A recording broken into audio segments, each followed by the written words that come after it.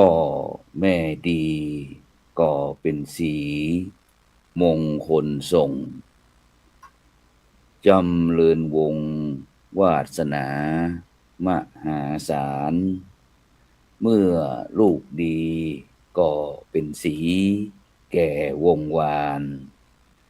ก่อรากฐานมั่นคงดำรงพันธุ์ขอกล่าวเข้าว่าธรรมสวัสดีก็บรรดาท่านผู้ฟังแล้วก็ท่านผู้ชมทุกท่านที่กำลังติดตามรายการธรรมรับอรุณในเจ้าวันศุกร์ที่14เดือนมีนาคมพุทธศักราช2568ในเจ้านี้เก่ากับผมอัตมาภาพพระครูโสพลปริยัติก็ได้นำรายการธรรมรับอรุณมาพบกับบรรดาท่านผู้ฟังท่านผู้ชมในเจ้าวันนี้ซึ่งเจ้าวันนี้ก็ออกอากาศที่อาคารพระธรรมสิทธาจารย์อาคาร5ชั้นวัดประสิงห์วรมหาวิหารอำเภอเมืองเชียงใหม่ซึ่งก็มาพบกับบรรดาท่านผู้ฟังท่านผู้ชมโดยอากาศที่กำลังสบายนะเพราะว่า 2-3 วันก่อนนี้ก็ที่เมืองเชียงใหม่นะฝนก็ได้ตกเป็นบางตีตกเป็นหย่อมๆนี่เด้อเนาะ มาฉโลมคลายความร้อนมาดับฝุ่นดับ PM 2.5 ให้มันเบาบางลงฉะนั้นก็บรรดาท่านผู้ฟังท่านผู้ชมที่ตั้งเมืองแป่เมืองน่านลำปางเชียงรายพะเยาเชียงใหม่ลำพูนแม่ฮ่องสอนเป็นจะได้พ้องนะ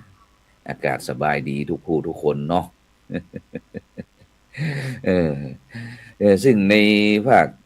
เจ้าก็อากาศสบายๆเนาะบรรดาท่านผู้ฟังทั้งหลายแต่ในภาคกลางวันหรือว่าบ่ายๆเข้ามานี่ก็รู้สึกว่าอากาศร้อนสักหน่อยหนึ่งนะเพราะว่าตัวนี้ได้มีโอกาสเดินทางไปในพิธีงานปล่อยหลวงนะฉลองเสนาสนะพิธียกจ่อฟ้าปิดทองฝังลูกนิมิตผูกพัทธสีมาอุโบสถวัดธรรมดอกคำตำบลน้ำแป่อำเภอป้าวจังหวัดเชียงใหม่แต่ว่านี้ก็ได้รับความเมตตาจากพระเดชพระคุณหลวงพ่อพระเทพปริยัติที่ปรึกษาเจ้าคณะภาค7พร้อมถึงพระมหาเถระจำนวนเกือบ200รูปนะแต่ว่านี้พระครูโสพลก็ไปร่วมทำบุญกับเปิ้นด้วยลวดเป็นพระสงฆ์ผูกพัทธสีมาฝังลูกนิมิตแต่ว่านี่นะในนามของหลวงพ่อพระครูวินิจโสติคุณเจ้าอาวาสวัดธรรมดอกคำเป็นฝากข่าวอนุโมทนาบอกขอบคุณอนุโมทนากับพระมหาเถระโดยเด้อที่ได้เมตตาคณะสงฆ์คณะศรัทธาวัดดอกคำธรรมดอกคำตำบลน้ำแป่อำเภอป้าวจังหวัดเชียงใหม่ซึ่งตัวนี้ก็เดินทางตั้งแต่เจ้านะก็ว่าอยากจะไปชมบรรยากาศตั้งหมู่พี่น้องตั้งเมืองป้าวเป็นจะได้พ้องนะก็ตะเร่งไปผ่านไปตั้งอันตั้งสันทรายจะผ่านไปเมโจนะก็เลยกลับไปเช็ครถเช็คเปลี่ยนน้ำมันเครื่องสักหน่อยหนึ่งกับสลาไปสลามาก็บอกว่าอันรู้สึกว่าเกียร์มันเข้าออกมันดังน้อยเด้อนะก็เลยเปลี่ยนน้ำมันเกียร์ด้วย เสร็จแล้วก็ปั้นไปอันฉันก๋วยเตี๋ยวอันน้ำตกพุ่นว่านะแต่ก็น้ำตั้งเขียนไม่งัดก็เริ่มแห้งเหมือนกันบรรดาท่านผู้ฟังทั้งหลายแต่ในก๋วยเตี๋ยวก็จะมีน้ำตกที่ดอยกันหลงเสร็จแล้วก็เข้าไปก็อันที่วัดถ้ำดอกคำประกอบพิธีแล้วก็ออกมาก็นะอันจวนกับอันปีนานติว่าเฮาจะอันมาในก็ตั้งนอกแล้วก็อยากจะอันได้มากล้วยเต็ดสักแกน2แกนปัดเท่านะออกจากมาทำดอกคำก็หันต้นมาเต้นกันเลยเขาไปถามโยมถามซื้อเปิ้นก็บอกว่าเอาเลยเจ้าไอ้น้อง เอาเลยเจ้าเสร็จแล้วก็ปัดท่องยกมันโหรูมาถึงถงหนึ่งบอกว่าถวายเจ้าท่านอาจารย์เจ้าไปทอดฉันก็ได้คือลูกพระลูกเนนก็ได้จากนั้นก็ขอบคุณนะอนุโมทนาคุณโยมไม่ออกนะที่บ่ประสงค์ออกนามเด้อนะถวายมัดกวยเตดกับมันฮรูมาแห่มถงหนึ่งนะอายุวันโนสุขังพลังก็แล้วกันฉะนั้นก็ในช่วงนี้ก็อันเข้าโหมดในช่วงหน้าฮ้อนบรรดาท่านผู้ฟังทั้งหลายนะกิจการงานของคณะสงฆ์ของเขาก็หลังจากที่สอบนักธรรมสอบบาลีเรียบร้อยแล้วไปต่อไปก็คือเรื่องการบรรพชาภาคฤดูร้อนฉะนั้นก็บรรดา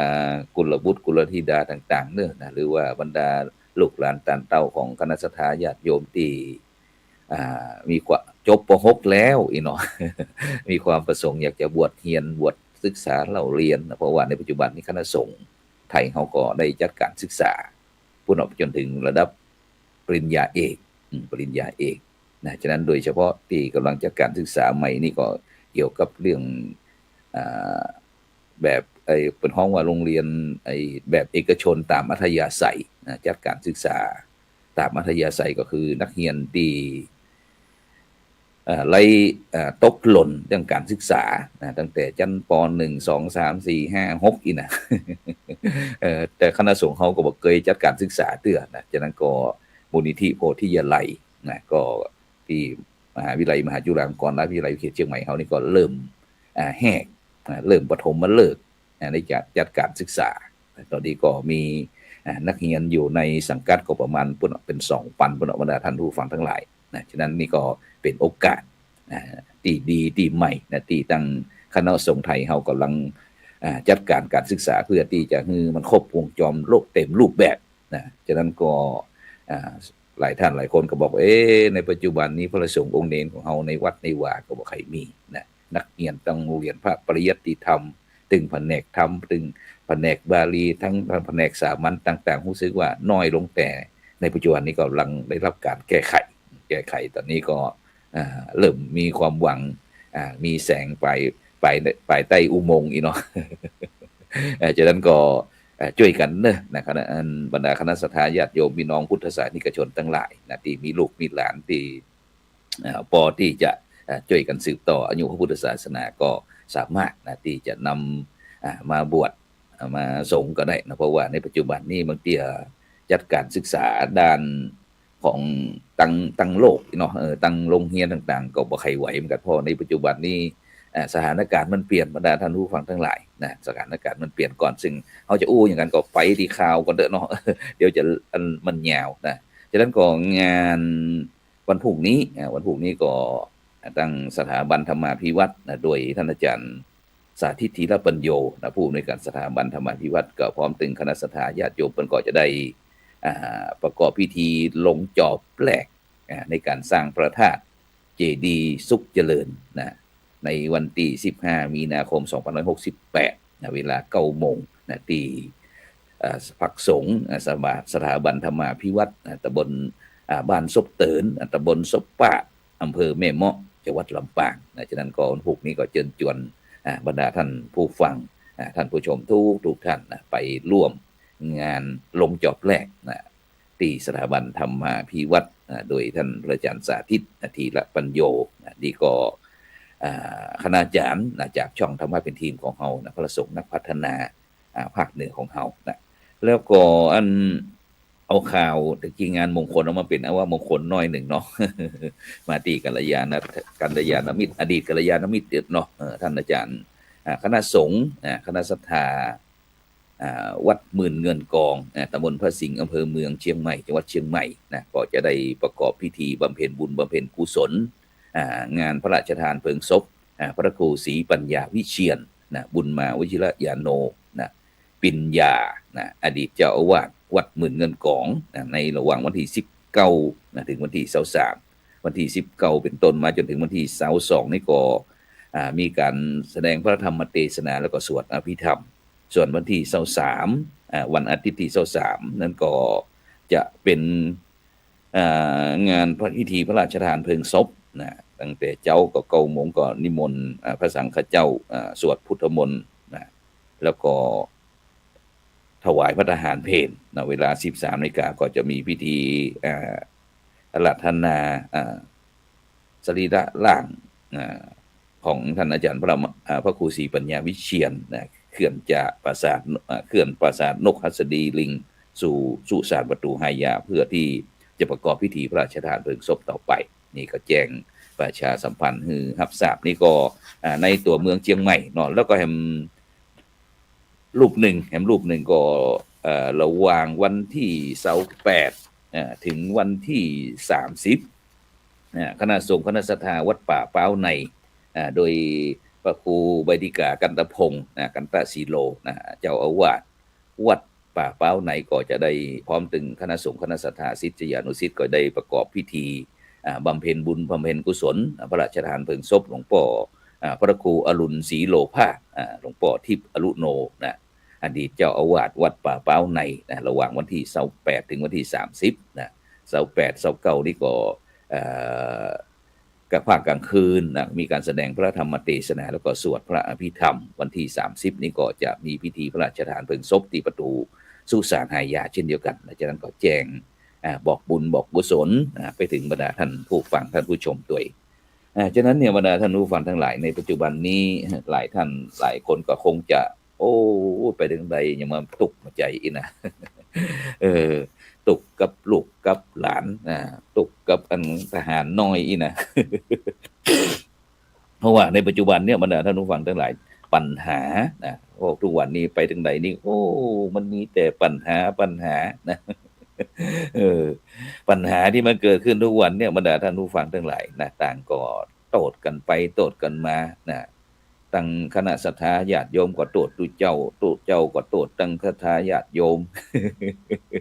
โทษกันไปโทษกันมานี่นะทหารก็โทษตำรวจก็โทษทหารข้าราชการก็โทษเจ้าบ้านก็โทษข้าราชการเนี่ย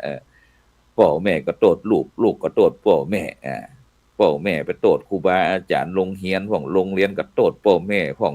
จีปะทะหมุนเวียนเปลี่ยนไปกันอย่างเงี้ยบรรดาท่านผู้ฟังทั้งหลายนะฉะนั้นเนี่ยหัวใจสำคัญก็คือกุลบุตรกุลธิดาเพิ่นบอกว่าอันลูกตัวชั่วโฉดเขาโทษพ่อแม่ถ้าลูกศิษย์แย่ชั่วโฉดเขาโทษครูบาอาจารย์สั่งสอนเพราะฉะนั้นเนี่ยบรรดาท่านผู้ฟังทั้งหลายบทกลอนว่าถ้าลูกดีเป็นสีสง่าหน้าญาติวงศ์พงษาก็ผ่องใสแม้ญาติสนิทมิตรสหายที่ใกล้ก็พอใจสรรเสริญเจริญพรฉะนั้นเนี่ยบรรดาท่านผู้ฟังทั้งหลายในปัจจุบันนี้ที่เฮาห่วงกันนักกันหนาก็คือเรื่องอนุชนคนรุ่นหลังก็คือเรื่องลูกหลานตานเต้าบุตรธิดาต่างๆซึ่งในปัจจุบันเนี่ยตามวิถีชีวิตนี้พ่อแม่แท้ๆนี่จะบ่ค่อยได้เลี้ยงพ่อแม่บุญธรรมก็คือปู่ย่าตายายพ่ออุ้ยแม่อุ้ยต่างๆนี่จะเป็นคนเลี้ยงส่วนพ่อแม่นั้นก็จะไปทำงานก็จะส่งเงินมาพ่องบ่ส่งพ่องส่งน้อยพ่องส่งนักพ่องแต่ก็อยู่กับพ่ออุ้ยแม่อุ้ยก็ถือว่าเป็นพ่อตุแม่พระแน่นอนถ้าจะใดก็ตึงบ่อดบ่กันเพื่อหลานคุณตาคุณยายทำได้เต็มที่แต่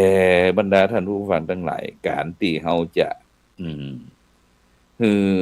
เขาทั้งหลายอนุชนคนรุ่นหลังทั้งหลายเหล่านี้เป็นละเด็กละอ่อนที่ดีที่พึงประสงค์ที่จะสืบสานบ้านเมืองสืบสานต่อยอดอย่างต่างๆที่บรรพบุรุษบรรพชนได้ก่อสร้างห้างแปลกไว้เนี่ยมันจำเป็นที่จะต้องคอยสอดส่องดูแลมันเหมือนขาดสายตาเหมือนกันนะถ้าขาดสายตาบ่ได้มันก็แพบไปทำอย่างหนึ่งขั้นตอนหน้านี่ก็ครับผมซึ่งเขาจะสังเกตหันเรื่องต่างๆที่เกิดขึ้นในสังคมในปัจจุบันเนี่ยเวลามันเกิดมีปัญหามานี่บอกนะพ่อแม่ทุกคนบอกว่าลูกเปิ้นเป็นคนดีแม้แต่ขึ้นคอกขึ้นตารางก็บอกว่าลูกดีตีมันเสียเนี่ยเพราะเปื้อนเพราะฝูงนั่นน่ะเนี่ยมันก็ตึงว่ากันไปว่ากันมาแต่แล้วเนี่ยบรรดาท่านผู้ฟังทั้งหลายเปิ้นบอกเริ่มที่พ่อก่อที่แม่แก่ที่ลูกปลูกที่โรงเรียนนำไปเปลี่ยนที่วัดเปลี่ยนบ่ไหวก็นำไปตัดกันที่คุกที่ตารางฉะนั้นน่ะสังคมเฮาเนี่ยบรรดาท่านผู้ฟังทั้งหลายฝึกหัดกันมาอย่างนี้แต่ รวมความว่าสถาบันทั้ง3ที่จะบันดาลให้กุลบุตรกุลธิดาของเฮาท่านทั้งหลายเนี่ยดีงามได้เป็นว่าต้องใจรักบวรวัดบวรบวรก็ได้แก่บ้านวัด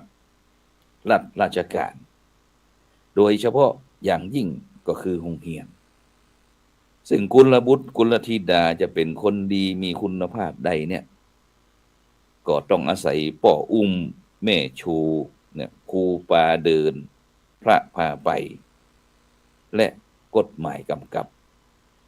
เพราะฉะนั้นเนี่ยบรรดาท่านผู้ฟังทั้งหลายนะถ้าเฮาท่านทั้งหลายบ่อบรมบ่อบอุ่นบ่อบอวนเนี่ยมันก็จะมีอบเอาอย่างที่เฮาท่านทั้งหลายได้หันอยู่เนี่ยฉะนั้นเนี่ยพ่อแม่จึงเป็นผู้ที่มีบทบาทสำคัญในเบื้องต้นเหมือนกับที่เฮาคืนบทก่อนบอกว่าพ่อแม่ดีก็เป็นสีมงคลส่งจำเริญวงวาสนามหาศาลนะเมื่อลูกดีก็เป็นสีแก่วงวานก่อรากฐานมั่นคงดำรงพันธุ์ตึกนะถ้าใครที่มีลูกแก้วอีกแล้วเนาะ เป็นลูกแก้วเป็นแก้วตาดวงใจบรรดาท่านผู้ฟังทั้งหลายนะทำอย่างดีหมดทุกสิ่งทุกอย่างแม้แต่บ้านเหนือบ้านใต้ก็ป้ากันสรรเสริญเจริญพรยกย่องเป็นลูกเต้าเหล่าไผ่แต่ถ้าตรงกันข้ามก็เอาละงานนี่นะเข้ามาแล้วนะบ่สั่งบ่สอนโดยเฉพาะพ่อแม่อีเนาะเนี่ยมันจะมาเนี่ยฉะนั้นเนี่ยบรรดาเยาวชนคนตั้งคนรุ่นใหม่ทั้งหลายนะจำเป็นอย่างยิ่งนะที่เฮาท่านทั้งหลายนะจะต้องมาพินิจพิจารณาเรื่องการดำเนินชีวิตถึงแม้โลกมันจะหมุนเวียนเปลี่ยนไปเฮาบ่สามารถที่จะให้มันหยุดกับที่ยั้งกับที่แต่มีข้อแม้ว่าแต่สำคัญอยู่ที่ตัวเฮาเองว่าเฮาจะสามารถที่จะควบคุมจิตควบคุมใจควบคุมกายวาจาใจของเฮาเนี่ยคือมันอยู่ในศีลกินในธรรมนะบ่สร้างความเดือดร้อนคือแต่คนอื่นแล้วก็ตนเองซึ่งหลายท่านหลายคนนะเคยมีโอกาสที่ผิดพลาดด้วยกันทุกคู่ทุกคนซึ่งความผิดพลาดมันเป็นเรื่องของคนแต่การรู้จักการแก้ไขเป็นวิสัยของบัณฑิตอย่าผิดพลาดซ้ำๆซากๆเพิ่นบอกว่าผิดหนึ่งพึงจดไว้ในสมองเร่งระวังผิด2ไปหน้า3ผิดเร่งคิดตรองจงนักเพื่อนเอ่ยถึง4อีกที5 6ซ้ำอภัยไฉนเพราะฉะนั้นเนี่ยบรรดาท่านผู้ฟังทั้งหลายทุกสิ่งทุกอย่างเนี่ยถ้ามันเกิดขึ้นในชีวิตนะเฮาก็อย่าสิ้นหวังในชีวิตอย่าสิ้นคิดเมื่อมีปัญหานะเหมือนอย่างที่อดีตผู้กำกับเนาะได้พลาดพลั้งไปเข้าไปในคุกในตารางต่างผลสุดท้ายก็ทำร้ายตัวเองจนเสียชีวิตนะฉะนั้นเนี่ยพระสังฆเจ้าครูบาอาจารย์เฮามาเมินละนะว่าปัญหานะมีไว้ให้แก้ปัญหาไม่ใช่มีไว้ให้กุ้มแต่บางคนเนี่ยปัญหาท่านผู้ฟังทั้งหลายมีปัญหาก็เอาแต่กุ้มเอามือไก่หน้าผากมาหาทางแก้ไขไปหาทางออกในทางผิดพลาดซึ่งธรรมชาตินะมันมีมืดมันก็มีแจ้งเมื่อมีปัญหามันก็ต้องมีปัญญาแก้เพียงแต่ว่าเฮาท่านทั้งหลายจะแก้ได้จ้าหรือว่าเวยหรือว่าจ้าหรือว่าเลวข้อสำคัญเฮาท่านทั้งหลายในฐานะที่เป็นพุทธศาสนิกชนจะต้องรู้เท่าทันโลกธรรมที่ได้ว่าไว้ว่าโลกเนี่ยมันมีชื่นชมมันมีขมขื่น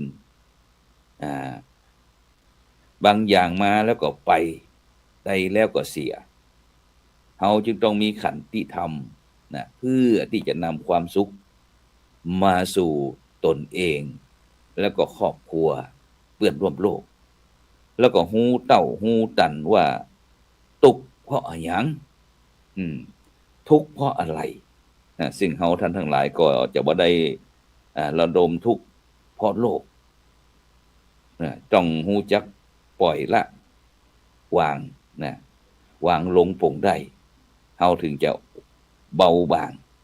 แต่ที่สำคัญคืออย่ามัวหลงละเลงกับโลกสุขแล้วกับโศกมันบ่เป็นแก่นสารอย่าลืมตัวอย่ามัวเมาอย่าประมาท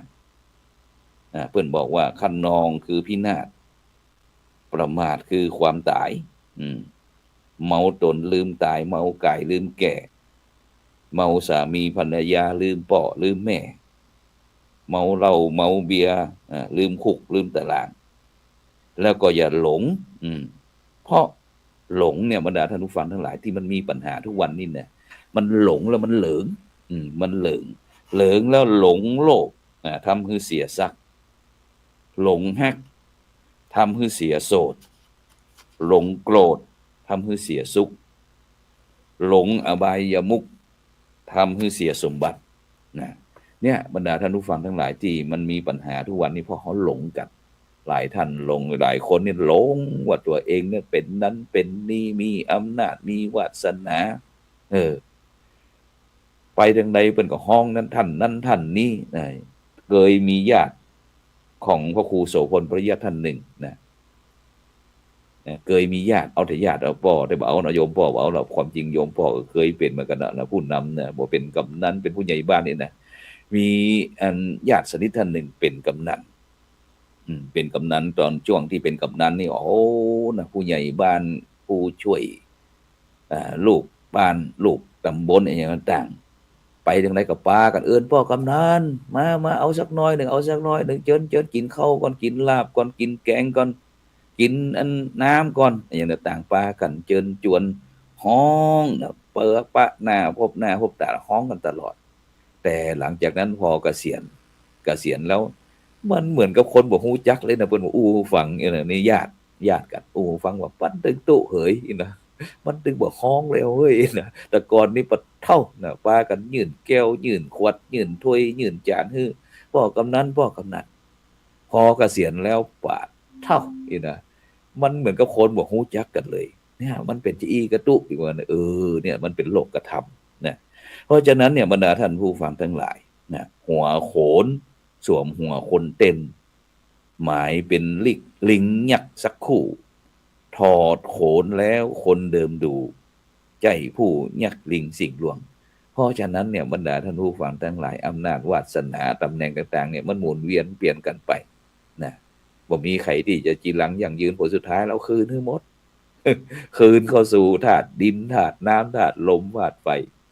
สิ่งที่จะไปกับติดตัวตนเขาก็คือเรื่องบุญกับบาปบุญกับบาปคุณความดีกับความชั่วเนี่ยที่จะติดตัวเขาไปในสู่โลกหน้านะเพราะโลกของเขาเนี่ยมันมีอยู่2โลกคือโลกนี้กับโลกหน้านะปรโลกปัจจุบันกับโลกปรโลกหน้าเพราะฉะนั้นสิ่งที่เขาจะจำเป็นที่จะต้องเตรียมก็คือเรื่องเสบียงห่อเข้าเนี่ยเวลาที่ไปไหนนะเพราะว่าผู้รักผู้ใหญ่พ่ออุ้ยแม่อุ้ยอีพ่ออีแม่ห่อเข้ากันไปหรือยังนะบอกคือกว่าลูกกว่าหลานอดเนี่ยแม่แต่พระครูโสพลเนี่ยครั้งที่แม่อุ้ยจันทร์ฟองแก้วคำแสนยังมีชีวิตอยู่เป็นด้วยเจ้าสอนเพิ่นอยู่ขนาดนี้นะเพิ่นก็จะบอกน้ำตู้อยู่จะได้เอาเข้าไปหุงก็เอาเข้าเป็นนึ่งก็ห่วงหาลูกหลานต่างเต้านะฉะนั้นลูกเนี่ยบ่เคยใหญ่ในสายตาพ่อสายตาแม่ฉะนั้นเขาจะหันแม้แต่เป็นพระสงฆ์องค์เจ้าขนาดนี้บรรดาท่านผู้ฟังทั้งหลายก็ต้องฟังคำสั่งสอนของพ่อแม่พี่ญาติพี่น้องเหมือนกันนะไม่ใช่ว่าพระครูโสพลเปิ้นปานอีแล้วบ่ต้องไปสั่งไปสอนบ่แม่นนะฉะนั้นบทบาทละครชีวิตเนี่ยมันจำเป็นที่ถ้าตราบใดที่ลมหายใจของผมเนี่ยมันต้องแสดงไปเรื่อยนะซึ่งในเจ้านี้ต้องขอบคุณอนุโมทนากับแม่ทองคันพรหมมินทร์นะสาธุน้อมกราบไหว้บารมีท่านพระครูโสพลปริยัติที่เคารพอย่างสูงนะธรรมะ รับอรุณสวัสดีเด้อแม่ทองคำพรหมมินทร์พร้อมถึงบรรดาท่านผู้ฟังท่านผู้ชมทุกท่านนะที่